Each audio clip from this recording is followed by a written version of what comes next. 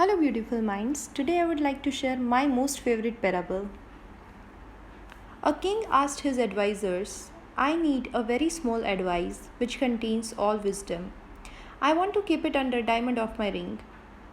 They worked hard, traveled far, but could not manage to find a small sentence of advice which contains all wisdom. At last they went to a sage who lived in mountains and asked him.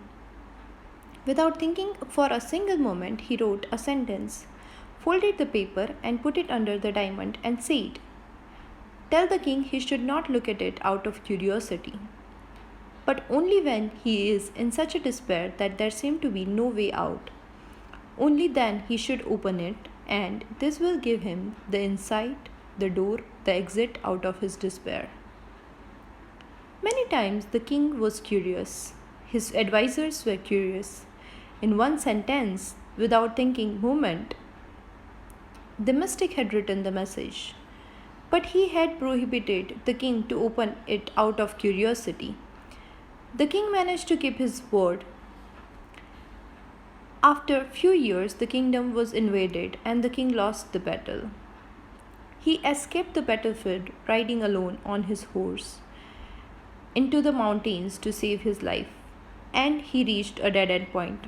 Below there was a valley, thousands of feet deep. To fall into it was to be scattered into pieces. He could not turn back because he could hear the hoofs of the enemy coming closer. It was the situation he could neither go ahead nor go back. It was a small mountain path and the enemy seemed very close. The king chose to fall off the cliff than to be enslaved by the enemy. Suddenly he saw the diamond ring and he took out the message. It was very simple. In fact, just 4 words. This too shall pass.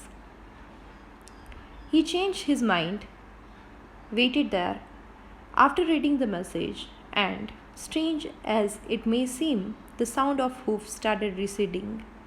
The enemy had followed another path from the crossroad.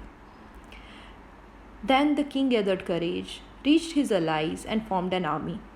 They fought with the enemy and took back his kingdom.